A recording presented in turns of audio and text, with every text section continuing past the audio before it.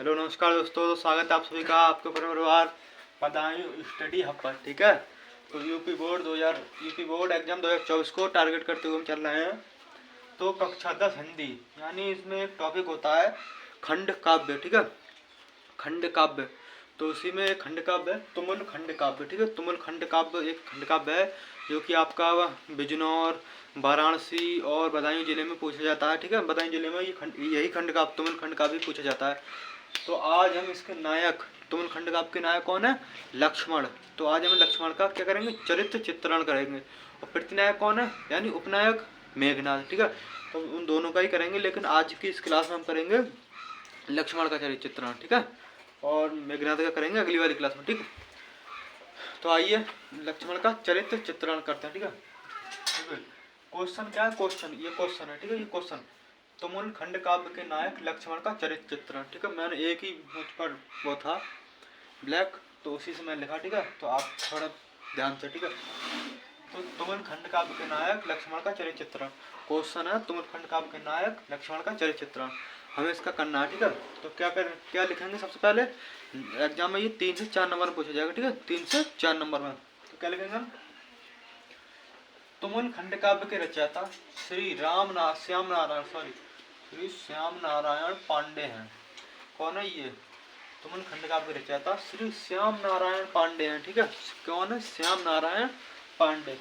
उन्होंने तुमुल खंड काव्य के नायक लक्ष्मण की चारित्रिक विशेषताओं का उल्लेख निम्न प्रकार किया है। ठीक है, यानी तुमुल खंड काव्य के वो कौन है रचयिता? श्री श्याम नारायण पांडे। कौन है? श्री श्याम नारायण पांडे। ठीक है, और उन्होंने किसका मतलब एक प्रतिनायक है, एक नायक है। तो नायक कौन है? लक्ष्मण। तुमुल खंड काव्य के नायक लक्ष्मण, और प्रतिनायक कौन है? मेघनाथ। कौन है? मेघनाथ। तो उन्होंने लक्ष्मण की विशेषताओं का उल्लेख किया यहाँ पर। ठीक है, लक्ष्मण की विशेषताओं का उल्लेख, यानी लक्ष्मण कैसे थे, कौन थे, कैसे दिखते थे, क्या गुण थे। ठीक है, तो वही चीज। तो क्या है, सबसे पहला पॉइंट क्या लगेगा? हम हेडिंग डाल के लिखेंगे तो एग्जामिनर को बहुत अच्छा लगेगा और इससे आपको नंबर भी अच्छे मिलेंगे। ठीक है, तो 22 फरवरी को आपका एग्जाम है, तो ये तो आना ही आना है भाई। ठीक है, मतलब 3 नंबर में ये क्वेश्चन तो आना ही आना है। या तो देखो, 2 तरह से क्वेश्चन पूछता है आपको तुमुल खंड काव्य में। या तुमुल खंड काव्य का सारांश पूछेगा, या तुमुल खंड काव्य नायक या प्रतिनायक का चरित्र चित्रण पूछेगा। उनमें से 2 में से एक, यानी मैं अभी नायक का कराऊंगा, उसके बाद अगली क्लास में कराऊंगा प्रतिनायक का। ठीक है, तो अब उन दोनों में से एक याद कर लेना, दोनों याद कर लेना, आप आराम से एक आ जाएगा उसमें। ठीक है, अच्छे नंबरों से पास होंगे आप। ठीक है, तो आइए। ठीक है, वीडियो को स्किप मत करिएगा। ठीक है, आइए देखते हैं। सौंदर्य के आधार, सौंदर्य के आधार कुछ में सौंदर्य, कितनी सुंदरता थी उनमें लक्ष्मण में। ठीक है, तो भाई ये कह रहा, देखिए क्या कह रहा? सौंदर्य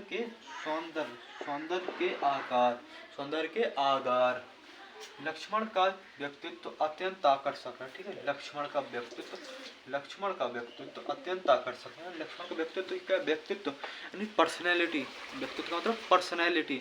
उनकी पर्सनैलिटी जो है बहुत ही आकर्षक, बहुत ही मतलब यूँ कह सकते हैं, मतलब बहुत ही अपनी ओर आकर्षित करने वाली थी। ठीक है, खिंचाव करने वाली थी। यानी अगर उनके वो किसी से बातचीत करते थे तो इनके व्यक्तित्व से उनकी एक सुंदरता झलकती थी, यानी पर्सनैलिटी उसमें एक अच्छी थी लक्ष्मण जी में। ठीक है, तो वे रघुकुल की शोभा बढ़ाने वाले एवं मनोहर राजकुमार हैं। वे कौन है? रघुकुल यानी अयोध्या में जो राम भवन था ना दशरथ जी का, भाई रघुकुल, उसे रघुकुल बोलते हैं। ठीक है, रघुकुल की शोभा बढ़ाने वाले एवं मनोहर राजकुमार यानी मनोहर एवं बहुत ही दयालु किस्म के एक मतलब व्यक्तित्व था उनका। ठीक है, लक्ष्मण जी का। तो पहला पॉइंट क्या लिखेंगे हम? सौंदर्य के आगार, उसमें लिखेंगे, बहुत ही शॉर्ट करके लिखवाया है। ठीक है, आपको आसानी से याद हो जाएगा, बहुत ही सरल भाषा में। ठीक है, सौंदर्य के आगार लक्ष्मण का व्यक्तित्व अत्यंत आकर्षक है। ठीक है, ये लिखेंगे। वे रघुकुल की शोभा बढ़ाने वाले एवं मनोहर राजकुमार है। वे रघुकुल की शोभा बढ़ाने वाले एवं मनोहर राजकुमार है। ठीक है, बात क्लियर? एक पॉइंट आपका क्लियर हो गया। अब दूसरा पॉइंट क्या है इसमें? दूसरा वाला पॉइंट है शीलवान यानी बहुत ही मतलब यूँ कह सकते हैं हम उन्हें, बहुत ही सरलता यानी सरल स्वभाव के थे। ठीक है, सरल स्वभाव का। तो क्या है उनका? शीलवान। देखिए, लक्ष्मण का बाह्य शरीर, लक्ष्मण का बाह्य शरीर जितना आकर्षक तथा सुंदर है, मतलब लक्ष्मण जितने देखने में सुंदर और आकर्षक लगते हैं, उतना ही उनका अंतःकरण है, अंदर से शुद्ध तथा कोमल है। शुद्ध, सरल शुद्ध एवं कोमल, सरल शुद्ध एवं कोमल है। सरल शुद्ध मतलब बहुत ही सरल स्वभाव के, बहुत ही कोमल यानी कोमल हृदय के, बहुत ही सरल है, ठीक है लक्ष्मण जी। तो लक्ष्मण में उदारता एवं कोमलता के गुण विद्यमान है। लक्ष्मणों का उदारता है, उदार हैं बहुत, मतलब भावुक हो जाते हैं दूसरों को देखकर, दूसरों की पीड़ा को देखकर बहुत ही जल्दी क्या हो जाते हैं, भावुक हो जाते हैं।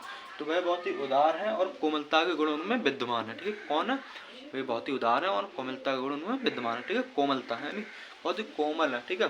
ये नहीं लगता कि वो राक्षस लगे, भगवान ही लगते हैं, ठीक है लक्ष्मण जी, ठीक। तो पॉइंट नंबर 2, लक्ष्मण का बाह्य शरीर जितना आकर्षक तथा सुंदर है, उतना ही उनका अंतःकरण सरल यानी अंदर से सरल शुद्ध तथा कोमल है। लक्ष्मण के उदार एवं कोमल के गुण विद्यमान, लक्ष्मण में उदारता एवं कोमलता के गुण विद्यमान है, ठीक है। दूसरा नंबर पॉइंट क्लियर हुआ। अब चलते हैं तीसरे नंबर पॉइंट की ओर, ठीक है। तीसरा नंबर पॉइंट क्या कह रहा है? शक्ति के पुंज, शक्ति के पुंज भाई, उन्हें शक्ति भी थी, ठीक है। भगवान थे, ठीक है, तो उनमें शक्ति भी थी, कोमल भी थे, यानी हर यूँ कह सकते हैं कि जिन्हों मतलब उनको जिस वेश में डाला गया वो उसी वेश में ढलते गए, ठीक है।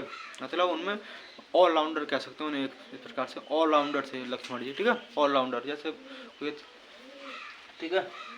तो शक्ति के पुंज, तो क्या लिखेंगे? लक्ष्मण शीलवान, उदार, दयालु एवं आज्ञाकारी है, ठीक है।